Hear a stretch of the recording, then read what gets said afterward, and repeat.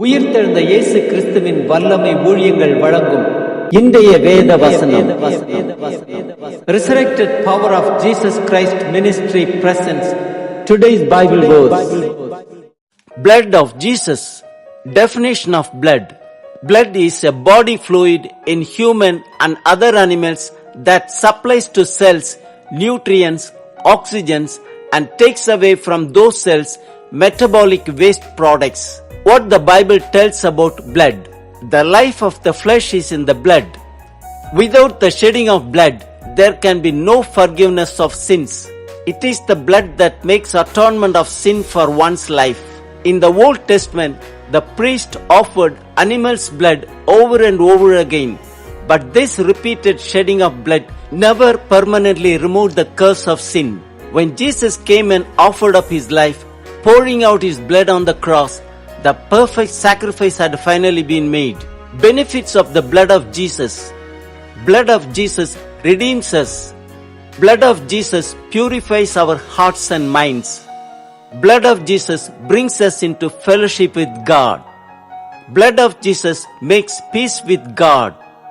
Blood of Jesus washes away sins and cleanses our guilty conscience. Blood of Jesus gives power and authority over the devil. Blood of Jesus gives us healing. Blood of Jesus gives us protection. Blood of Jesus reconciles us to God. Blood of Jesus gives us forgiveness. Blood of Jesus sanctifies us. Blood of Jesus opens the way to the presence of God. Blood of Jesus gives us eternal life with Christ.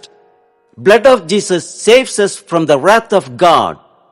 Blood of Jesus allows us to be forgiven for our sins. Are you feeling guilty over your past sins?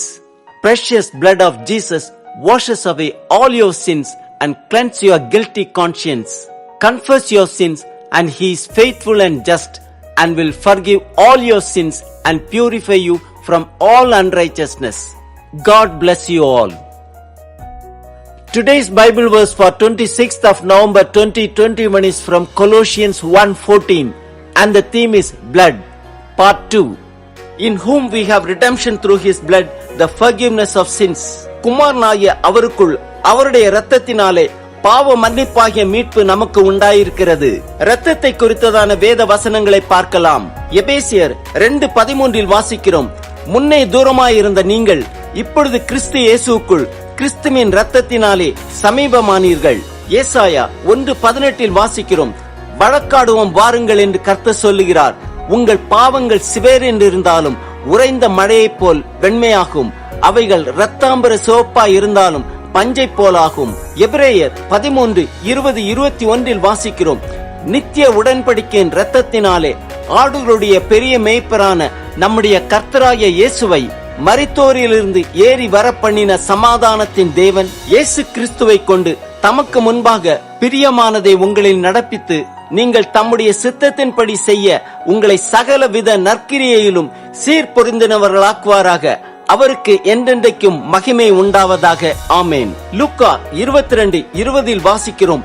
போஜனம் பண்ணின பின்பு அவர் அந்த படியே பாத்திரத்தையும் கொடுத்து, இந்த பாத்திரம் உங்களுக்காக சிந்தப்படுகிற என்னுடைய இரத்தத்தினாலாகிய புதிய உடன்படிக்கையாயிருக்கிறது என்றார். எரேமியா 7:5-6-7 வாசிக்கிறோம்.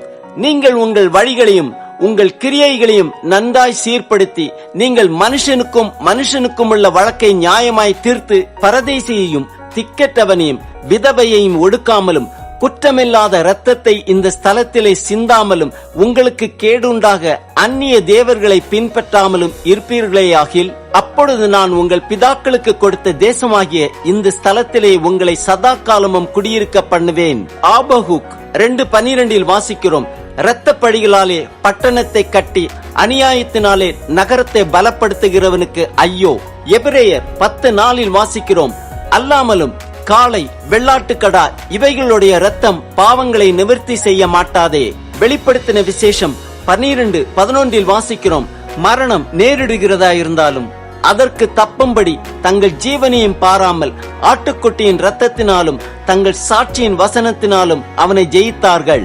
ரோமர் 3:24-25-26 வாசிக்கிறோம். இலவசமாய் அவருடைய கிருபையினாலே கிறிஸ்து இயேசுவில் உள்ள மீட்பை கொண்டு நீதிமான்களாக்கப்படுகிறார்கள். தேவன் பொறுமையாயிருந்து முற்காலத்தில் நடந்த பாவங்களை தாம் பொறுத்து கொண்டதை குறித்தும் தம்முடைய நீதியை காண்பிக்கும் பொருட்டாகவும் தாம் நீதி உள்ளவரும் இயேசுவினிடத்தில் விசுவாசமாய் இருக்கிறவனை நீதிமான் ஆக்குகிறவருமாய் விளங்கும்படி இக்காலத்திலே தமது நீதியை காண்பிக்கும் பொருட்டாகவும் கிறிஸ்து இயேசுவினுடைய இரத்தத்தை பற்றும் விசுவாசத்தினாலே பலிக்கும் கிருபாதார பலியாக அவரையே ஏற்படுத்தினார். எபிரேயர் 10:28-29 வாசிக்கிறோம். மோசேயினுடைய நியாயப்பிரமாணத்தை தள்ளுகிறவன் இரக்கம் பெறாமல் 2-3 சாட்சிகளின் வாக்கினாலே சாகிறானே.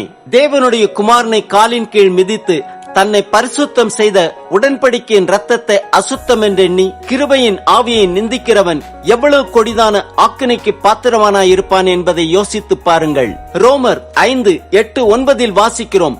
நாம் பாவிகளாய் இருக்கையில் கிறிஸ்து நமக்காக மரித்ததினாலே தேவன் நம்மேல் வைத்த தமது அன்பை விளங்க பண்ணுகிறார். இப்படி நாம் அவருடைய இரத்தத்தினாலே நீதிமான்களாக்கப்பட்டிருக்க கோபாக்கினைக்கு நீங்களாக அவராலே நாம் ரட்சிக்கப்படுவது அதிக நிச்சயமாமே.